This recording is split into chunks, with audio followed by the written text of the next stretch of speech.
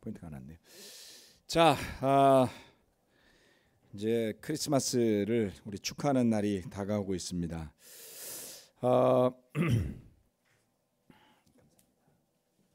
오늘은 이제 17장 전반부 말씀인데요. 네. PPT를 띄워주시면.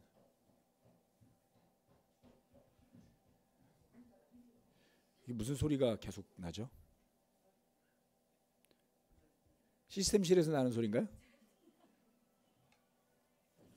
네. 자, 아마 뭐 마이크로 소리가 들어오는 것 같은데요. 네. 그렇죠. 네, 그쪽에 팬 돌아가는 소리였네요. 네, 시스템실에 팬이 돌아가는 소리가 앰프로 나왔었죠.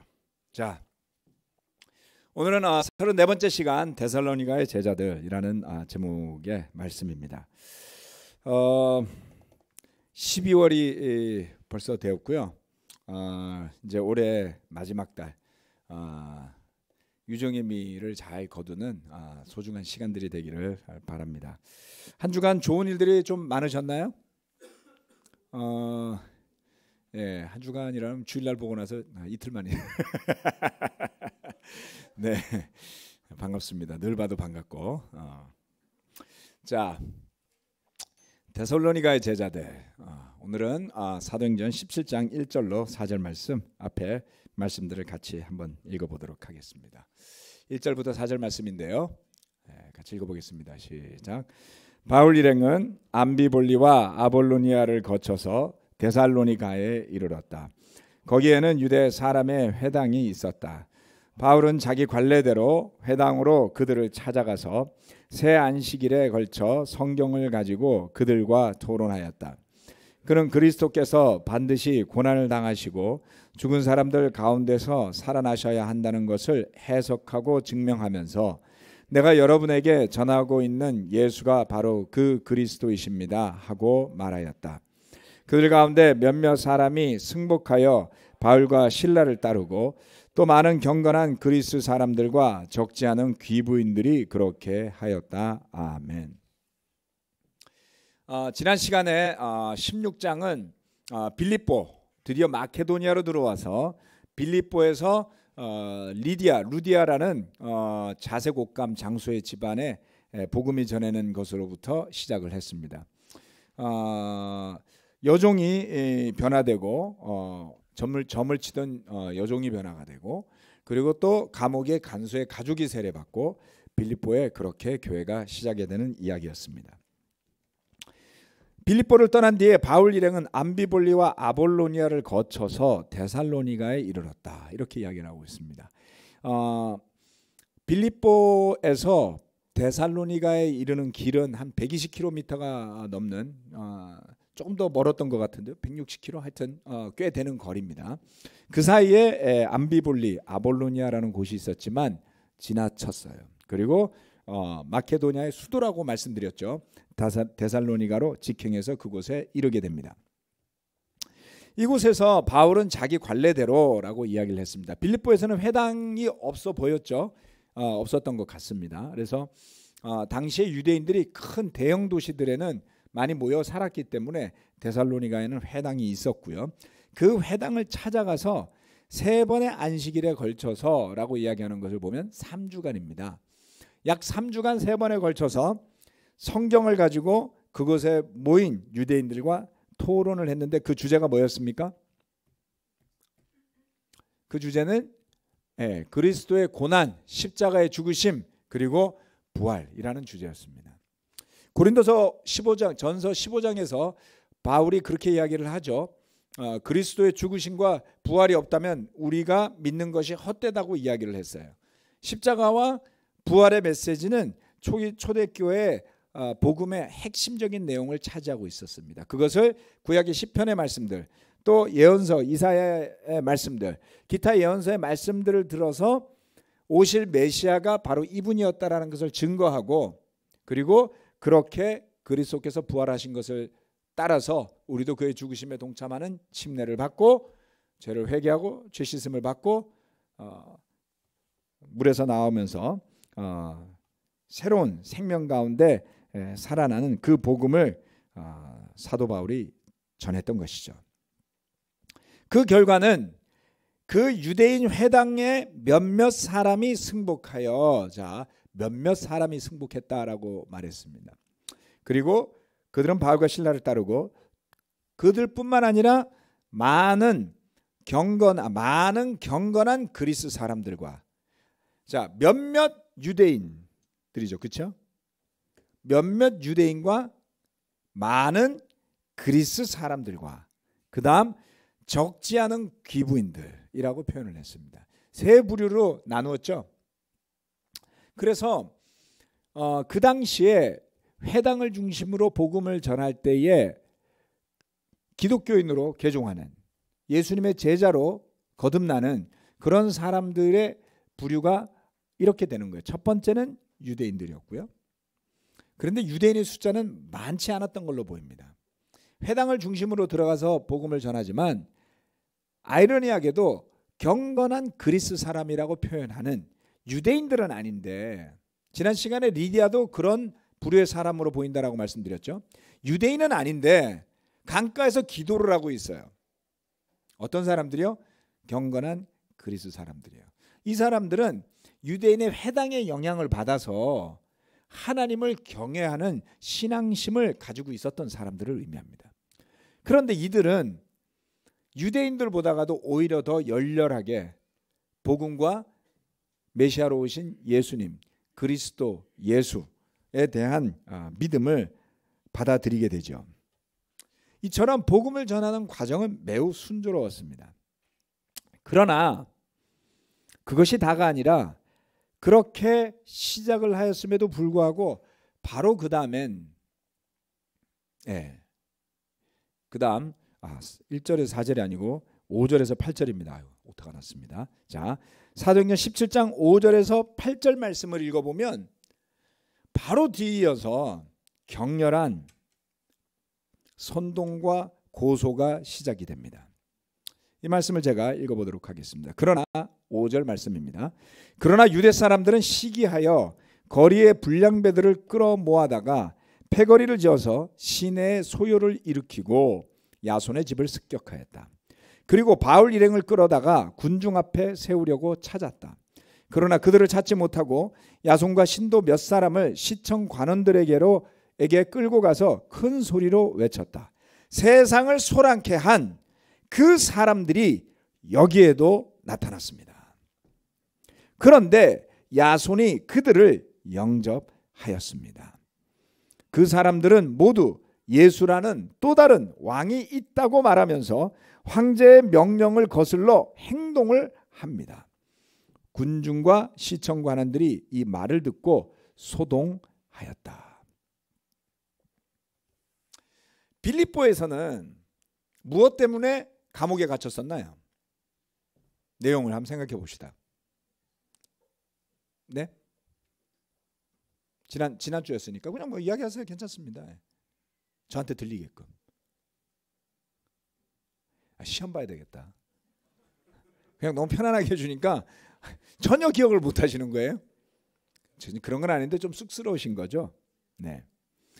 그 여종의 귀신을 쫓아낸 일 때문에 여종의 주인이었던 로마인들로부터 고소를 당했어요. 뭐라 그랬냐면 로마인들에게 자기들의 종교를 권한다라는 거였습니다. 이게 로마의 법에는 위배되는 내용이라고 말씀을 드렸어요. 자, 이번에는 내용이 좀 달랐어요. 그리고 바울과 실라의 대응도 살짝 지혜로워졌습니다. 바로 숨었어요. 그래서 바로 끌려가진 않았어요. 에베소에서도 끌려갔었죠. 우물쭈물하다가 군중들한테 붙잡혀가지고 끌려갔었습니다. 빌립보에서도 아무 생각이 없었던 건지 아무튼 붙잡혀서 가서 매질까지 당했어요. 채찍질까지 당했다고요. 여러분 두 번 다시 그렇게 당하고 싶으세요? 네.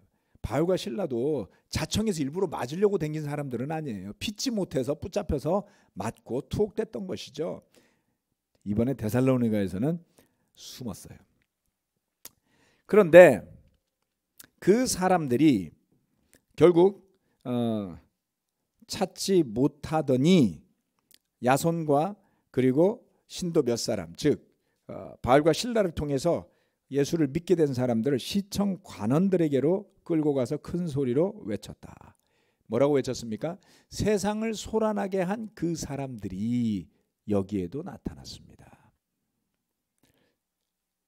세상을 소란하게 한 그 사람들이 여기에도 나타났다고. 그럼 여기 말고 딴 데도 있었다는 이야기잖아요. 그렇죠? 그럼 그 사람들은 누구죠? 세상을 소란하게 했다는 것이 빌립보에서 있었던 일을 이야기하는 걸까요? 아니면 마케도니아로 건너오기 전에 이고니온과 루스드라와 그러한 곳에서 있었던 것을 이야기하는 걸까요? 그건 아닙니다.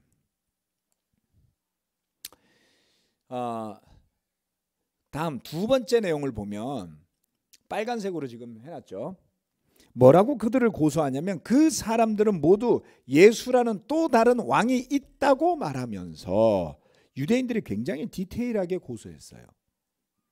예수라는 또 예수 그리스도니까 왕이죠. 예, 그리스도는 왕을 의미합니다. 그래서 예수라는 또 다른 왕이 있다고 말하면서 황제의 명령을 거슬러 행동을 합니다. 이거는 무슨 죄로 고소를 당할 수 있는 걸까요? 반역죄죠. 네. 몇 년 전에 우리나라에서 내란 음모죄로 이석기와 그 몇몇 사람들 추종자들이 내란 음모죄로 실질적으로 형벌을 받았어요. 감옥에 들어가 계시죠, 지금도. 대한민국에 이 국가를 뒤집어 엎으려고 하면 국가 전복에 해당하는 죄가 되는 거예요. 그래서 반란죄, 반역죄는 가장 큰 죄입니다. 지금 21세기에도 그래요. 그런데 만약에 여러분 북한에서 김일성 일가의 권위에 반항하면 어떻게 되죠? 아우지 탄강보다 더 심한 우리는 가본 적이 없는 뭐 거길 가든지 아마 쥐도새도 모르게 다른 죄목을 붙여서 죽이든지 먼 수가 나겠죠. 자, 이 두 가지의 내용은 굉장히 심각한 내용이었습니다. 왜요? 첫 번째 주목해봐야 될 내용은 데살로니가에서 전도에서 AD 49년, 자 AD 49년에 출발해서 지금까지 왔으니까 이때 시점은 AD 한 50년경이 됐습니다. 벌써 떠나온 지가 꽤 시간이 흘렀어요. 여러 도시를 거쳐왔잖아요. 그렇죠? 마케도니아에 이르렀을 때를 약 AD 50년경으로 보고 있습니다. 그런데 AD 49년에 클라우디오 황제가 로마에 있는 유대인들에게 추방령을 내렸어요. 그래서 18장에 가보면 브리스길라와 아굴라가 그 추방령 때문에 로마에서 쫓겨나서 마케도니아 지방으로 고린도로 와 있는 것을 보게 됩니다. 여러분이 영화 보실 때는 다시 브리스길라와 아굴라가 로마로 돌아가 있는 모습을 영화에서 보셨을 거예요. 그런데 추방령이 내려졌죠. 무엇 때문에 추방령이 내려졌느냐? 로마의 역사가 중에 한 명이 나중에 훗날에 이것을 이렇게 기록을 하고 있습니다. 로마 유대인 사회 내에서 크레스투스라는 사람의 선동 때문에 유대인 사회 안에서 싸움이 벌어지고 소요가 일어났다라고 이야기를 하고 있습니다. 그래서 그들이 일으킨 문제 때문에 클라우디오 황제가 유대인들을 로마에서 떠나라는 추방령을 내렸다라고 기록을 하고 있어요. 이게 아주 정확하지는 않지만 추방령이 있었던 것은 사실입니다. 그리고 모든 유대인들이 다 떠났느냐까지는 퀘스천 마크로 남아있지만 상당수의 유대인들이 이 문제 때문에 로마에서 쫓겨나게 되었죠. 그런데 놀랍게도 그 선동을 했다는 인물의 이름이 뭐라고요? 크레스투스. 뭐 닮았잖아요. 그리스도 닮았죠. 예. 안디옥에서는 제자들이 뭐라는 별명을 받았었죠? 크리스찬이라는, 그리스도인이라는 별명을 얻었죠. 그런데 로마에서는 이 크레스투스라는 사람의 선동 때문에 폭동이 일어나서 유대인들을 추방했다라고 하고 있는 것이죠. 조금 전에 그 유대인들이 이야기한 세상을 소란케 한이라고 표현한 것은 바로 이 사건을 이야기하는 겁니다. 즉 유대인들이 로마 사회 속에서 별 무리 없이 문제 없이 디아스포라에 잘 흩어져 살고 있었고요. 그 다음 이 시기에 이르러서는 AD 49년경이니까 예수님의 십자가형이 한 AD 33년경이었다라고 보죠. 33년에서 36년 사이라고 봅시다. 그러면 그 뒤로 예루살렘 교회가 생겨나고 한 10몇 년이 지난 시점이었어요. 그리고 이미 안디옥을 비롯해 가지고 여러 이방의 지역에 교회들이 생겨나 있었습니다. 그런데 그 중에 몇몇 교회들은 사실상 자생적으로 예루살렘에서 디아스포라로 돌아갔던 사람들에 의해서 시작이 되게 됐잖아요. 안디옥도 그랬죠. 그래서 로마 안에 있는 유대인 그룹 안에 자생적으로 예수 그리스도를 믿게 된 사람의 그룹이 있었다라는 것이죠. 그리고 훗날 사도행전이 끝나는 시점에서 바울이 로마를 방문해서 그가 올 것을 미리 알고 그를 환영하는 집단이 있었어요. 그들이 바로 이들입니다. 그렇다면 이때에 그리고 브리스길라와 아굴라도 이미 예수님을 알고 있었죠. 그렇다면 이때 1년 전에 추방당한 사람들이 그리스도인들이었을 가능성 또는 자발적으로 예수를 믿게 된 어떤 루트를 통해서 알게 되고 믿게 된 사람들이었을 가능성은 있죠. 아직 예루살렘 교회와 연결되지도 않았고 아직 사도 바울과 연결되지도 않았지만 그런 것이었다라고 볼 수 있습니다. 그런데 문제는 그리스도인들이 다른 왕을 인정하더라는 것입니다. 이것은 사실일까요? 거짓말일까요? 안타깝게도 이것은 사실이었어요. 네. 자, 이런 배경하에서 마케도니아 지역의 로마 관리들이 조금 전에 봤던 시청의 관원들이라고 한 사람들은 실질적으로 약 5명으로 구성되어져서 데살로니가 지역을 관할하던 로마의 관리들이었습니다. 이 로마의 관리들이 이러한 내용을 모르지 않았을 것이라는 것이죠. 그래서 유대인들이 아주 비열하게, 이건 비열한 거죠. 로마인들은 뭐라고 고소를 했냐면 자기들의 종교를 우리에게 강요하고 있습니다. 로마가 유대인의 종교를 인정은 해줬어요. 그런데 그 종교를 로마인에게 강요할 수는 없게 돼 있었더라는 것이죠. 지금 이슬람 국가에 가면요, 원래부터 조상 때부터 기독교인들이었던 사람은 인정해줘요. 파키스탄의 약 1%가 카톨릭 또는 개신교 신자들이라고 제가 말씀드린 적이 있습니다. 그런데 그들의 종교는 인정해 주는데 대대손손 이어만 가라. 무슬림한테 전하면 니네는 죽음이야.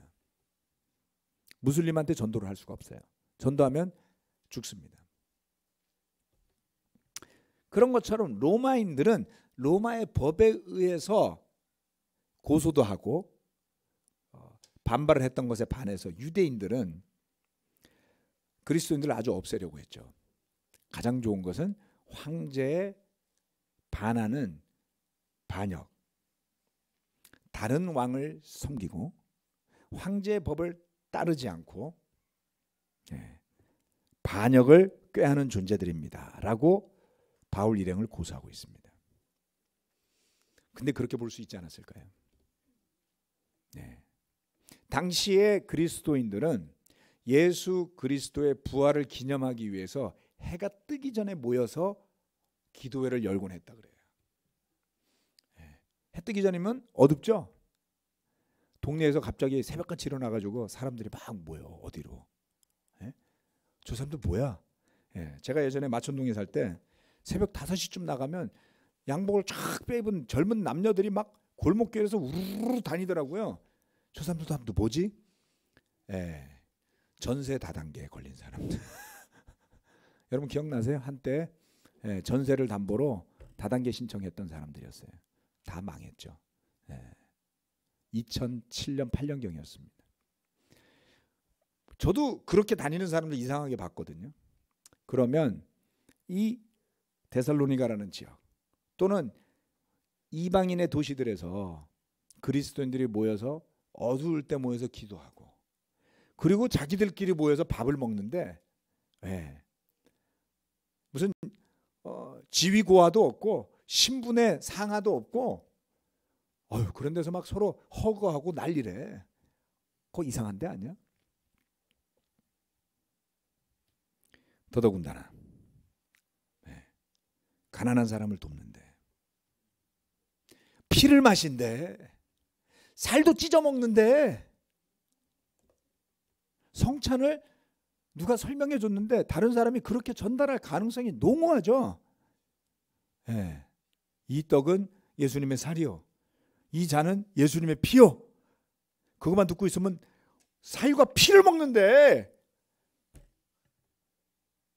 식인종이 되는 거예요. 실제로 그러한 소문들이 파다했다라고 합니다.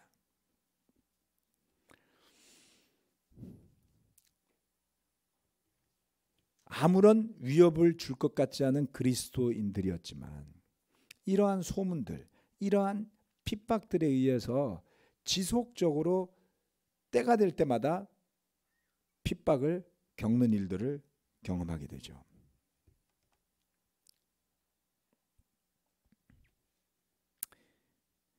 로마인들과 유대인들의 입장에서 바라보는 핍박의 포인트가 다르지만 분명한 것은 이 복음이 위험했다라는 겁니다. 누구에게요? 독재자에게는 위험한, 자신의 권위를 뒤흔드는, 알 수 없는 곳에서 사람들이 집단으로 모이는, 자기만의 왕을 세우는 이상한 존재들이었어요. 복음은 위험한 것이었죠. 어떤 독재 국가이든지 대중을 모으고 그 대중에게 뭔가를 가르치는데 독재자가 그 내용을 모르는 걸 가르치고 있으면 그 독재자들은 그 모임을 그냥 놔두지 않아요. 왜 종교의 자유가 없을까요? 왜 집회의 자유가 없을까요? 사람들이 반란을 꾀할 것이라는 두려움이고, 독재자의 권위로부터 다른 권위 하에로 넘어간다면 반드시 반란을 꾀할 것이라는 두려움과 불안함 때문이죠. 오늘날도 그렇습니다. 오늘날도요. 독재자에게 반하는 뉴스를 쓴 기자를 대사관 건물 안에서 죽이고 토막을 내요. 와우. 21세기에 그게 가능한 일일까요? 불과 여기서 차를 타고 2시간이면 갈 수 있는 거리에 있는 같은 동족들이 아무런 자유 없이 어떻게 사는지 우리는 사실 알지 못해요. 누구도 도울 수가 없어요. 이해가 되세요? 같은 한국인인데 몇 킬로 차이로 태어났다고 인생이 이렇게 다를 수 있는 걸까요?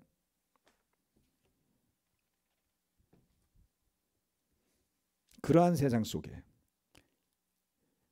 마치 그 정도는 아니었을지 모르지만 그러한 전제 군주의 권력하에 모든 것이 좌지우지되던 2000년 전 로마 제국하에서 기독교는 위험한 종교였습니다. 그래서 어디를 가든지 선동과 반역으로 여겨질 수 있는 위험을 안고 있는 것이 복음이었어요. 그렇다면 데살로니가 교회 제자들은 어떻게 살았어야 했을까요? 데살로니가 전서 2절에서 2장 13절로 14절 말씀입니다. 이 두 구절을 다 같이 한번 읽어보도록 할까요? 시작. 우리가 하나님께 끊임없이 감사하는 것은 여러분이 우리에게서 하나님의 말씀을 받을 때에 사람의 말로 받아들이지 아니하고 실제 그대로 하나님의 말씀으로 받아들였기 때문입니다. 이 하나님의 말씀은 또한 신도 여러분 가운데서 살아 움직이고 있습니다. 형제자매 여러분, 여러분은 그리스도 예수 안에서 유대에 있는 하나님의 교회들을 본받는 사람이 되었습니다. 그들이 유대 사람에게서 고난을 받은 것과 같이 여러분도 여러분의 동족에게서 똑같은 고난을 받았습니다. 데살로니가에서 제자가 된 거기까지만 나왔군요. 자, 바울이 뭘 이야기하고 있냐면요, 여러분이 우리에게 복음을 받아들일 때 그것이 사람의 말이 아니라 하나님의 말씀으로 그대로 받아들여서 여러분에게 믿음이 생겼습니다. 그래서 그 하나님의 말씀이 여러분 안에서 살아 움직이고 있다는 것이죠. 또한 유대에 있는 형제 자매들이 핍박을 당했듯이, 동족에게 고난을 당했듯이 데살로니가의 형제 자매 여러분도 여러분의 동족에게서 핍박을 받고 고난을 받고 있습니다 라고 이야기합니다. 무엇 때문이었습니까? 그들에게 전해진 복음을 하나님의 말씀으로 받아들였기 때문이죠. 또 그 말씀대로 살았기 때문이었습니다.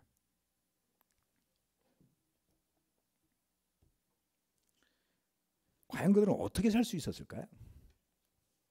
데살로니가 전서 2장 말씀을 여러분 돌아가셔서 한번 읽어보시기를 부탁드립니다.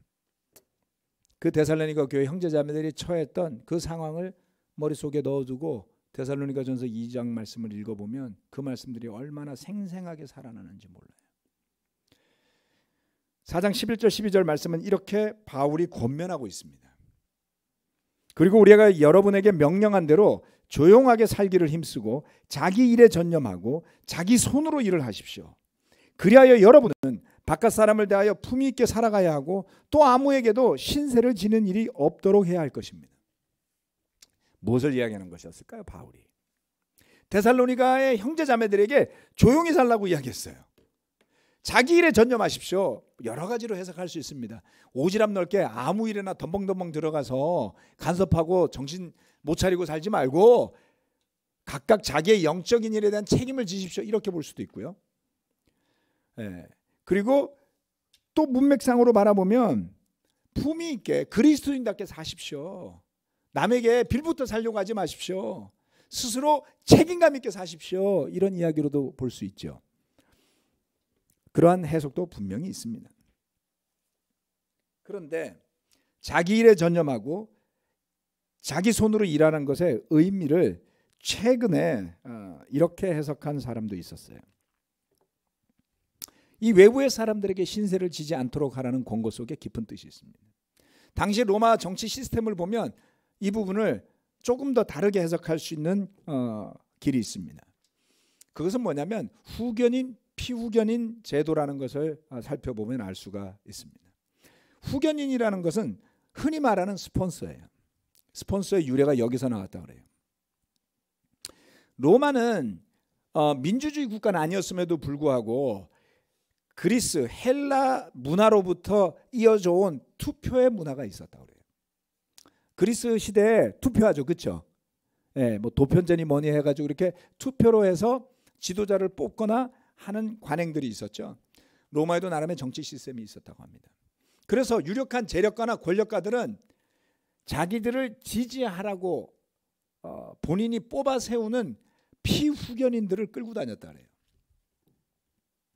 이 피후견인들은 어떤 사람들이냐면 사회적으로는 그만큼 신분이 높지는 않지만 후견인들을 지지해주는, 그 세력을 동조해주는, 그래서 함께 공생의 관계를 만들어가는 그룹이었다 그래요. 그래서 아침이 되면 이 피후견인들은 스폰서의 집 앞으로 모입니다. 스폰서의 집 앞으로 모이면 스폰서와 더불어서 같이 마을로 들어갈 때 따라서 뒤에서 무리 져서 따라다닌다고 그래요. 그 스폰서의 군대가 되어주기도 하고요. 투표 때가 다가오면 스폰서를 위해서 표도 찍어주고요. 우리나라도 비슷하죠.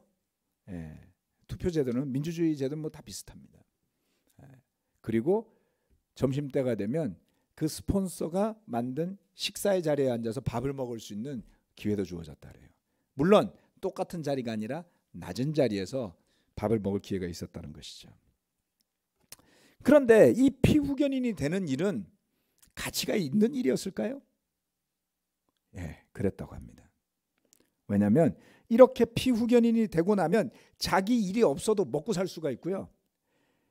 그러한 스폰서, 후견인을 두고 있다는 사실만으로도 영향력을 행사할 수 있었다 그래요. 관계도 넓힐 수 있었겠죠. 그 안에서 비즈니스가 만들어질 수도 있었겠죠. 그러나 그것은 다른 의미로 그 후견인인 스폰서, 노예는 아니지만, 그렇죠. 노예는 아니에요. 출퇴근해요. 선택의 자유도 있었을 거예요.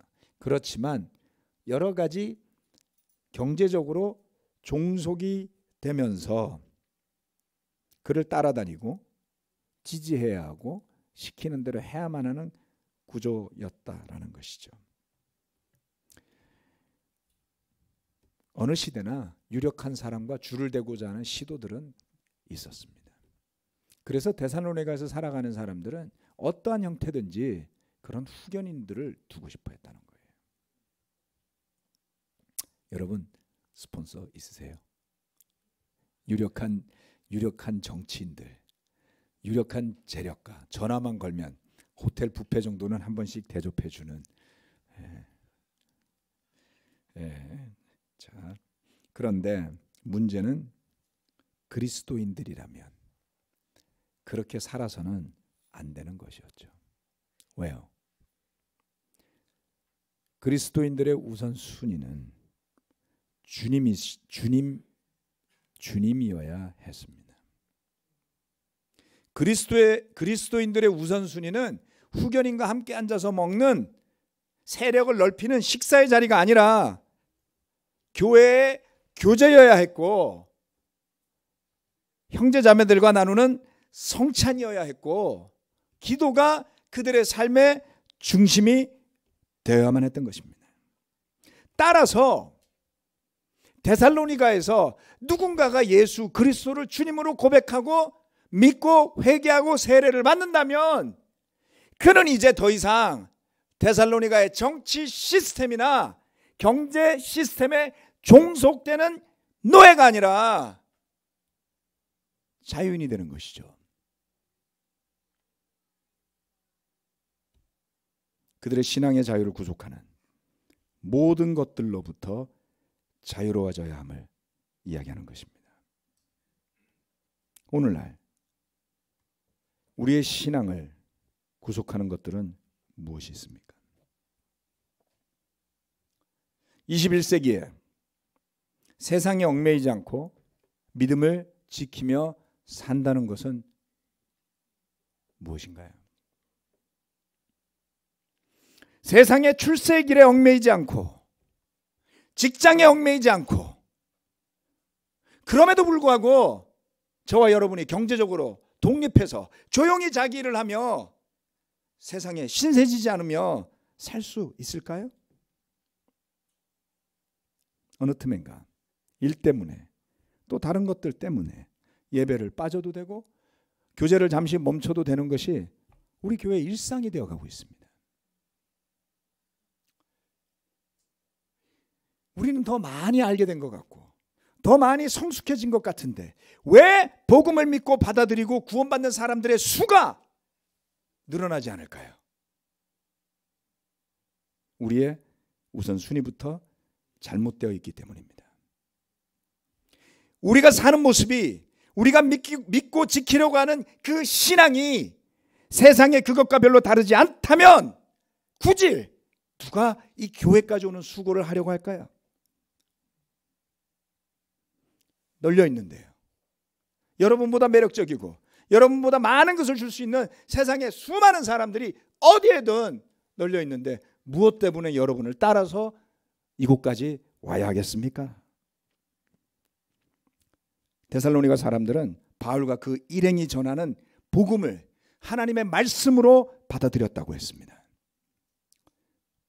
그리스 로마 신화에 나오는 인간적인 신들과는 전혀 다른 우주 만물의 창조자이시자 주인인 그 하나님과 그 하나님의 나라를 향한 소망 가운데 그들은 위협을 무릅쓰고 복음을 받아들였고 그것을 믿었고 전하며 살았습니다. 형제자매 여러분, 굳이 소동을 일으키자는 게 아니에요. 여러분으로 하여금 이 대한민국의 반사회적인 사람들이 되라고 선동하는 것도 아닙니다. 그러나 우리가 이 세상에서 따라가지 말아야 할 것들이 있습니다. 영향을 받지 말아야 할 것들이 많습니다. 우리 스스로가 지켜내야만 하는 그런 신앙의 가치가 있지 않습니까? 그런데 세상을 따라가면 세상도 없고 그 영적인 가치도 얻는 것일까요? 성경은 우리에게 그렇게 가르치지 않아요. 세상을 얻는 사람은 주님을 잃어버린다고 그랬어요. 그 대신에 주님을 얻는 사람은 세상을 잃어버릴 거라고 그랬어요. 우리들의 똑똑한 머리가 그 두 개를 다 손에 넣고 싶어 하는 것 아닌가요?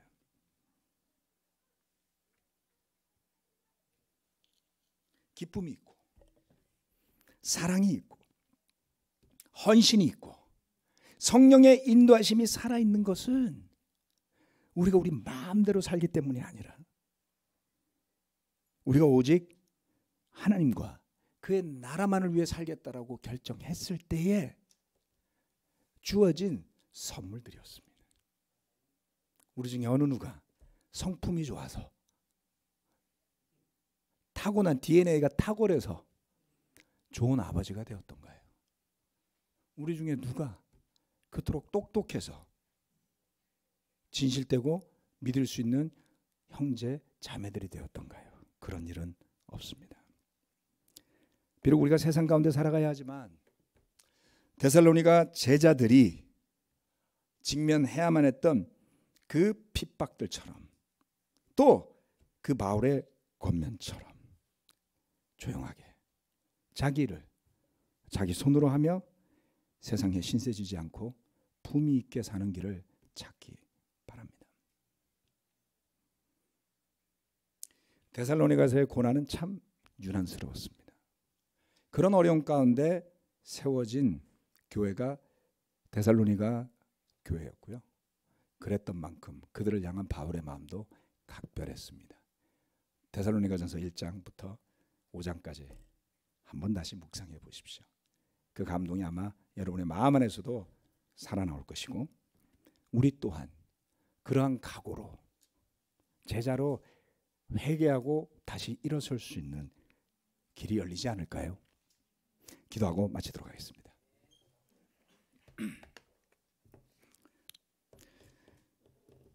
전능하신 아버지 하나님, 예수님의 탄생을 축하하는 크리스마스의 계절이 돌아왔습니다. 참 언제나 설레고 기대도 되고 눈까지 내려준다면 분위기까지 겨울을 축하하는 예수님의 탄생을 기억하게 하는 많은 그런 기쁜 추억이 서려 있는 겨울입니다. 그러나 언제부턴가 크리스마스를 축하한다는 말 대신에 해피 할리데이라는 문구가 나오고 공공연하게 종교적인 표현을 자제하라는 것들이 미국에서부터 만들어지고 있습니다. 주님, 우리가 그리스도인으로 살아간다는 것이 무엇을 의미하는지 다시 한번 되새기는 12월이 되게 도와주십시오. 우리가 무슨 복음을 믿었는지, 우리가 왜 제자가 되었는지, 우리가 누구를 따라가는 사람인지 스스로에게 질문하며 오직 독생자이신 예수 그리스도 앞에만 무릎 꿇고 순종하고 경배하며 따를 수 있는 저희들이 될 수 있도록 축복해 주십시오. 우리가 얻은 그 어떤 것이 되었건 주님에게서 오지 않은 것이 없습니다. 우리가 누린 그 어떤 평화가 되었건 그 어떤 축복이 되었건 신뢰하는 관계가 되었건 복음으로 말미암지 않은 것이 없습니다. 그러나 어느 틈엔가 저의 마음속에도 아마도 우리 가운데 누군가의 마음속에도 마치 언제부터인가 내가 그런 사람인 양 생각하는 마음들이 스멀스멀 들어와서 자리 잡고 머리 되시고 주인 되시는 그리스도는 잊어버린 채 세상에 파묻혀 살고 있었던 것은 아닌지 영적으로 각성하고 깨어나고 다시금 주님의 발끝으로 모여서 주님의 말씀에 귀 기울이며 그 말씀으로부터 흘러나오는 생명에 우리의 마음을 쏟을 수 있도록 이 자리에 함께한 형제자매들을 주께서 축복하여 주시길 간절히 기도드립니다. 감사드리고 예수 그리스도 이름으로 기도합니다. 아멘. 마치겠습니다.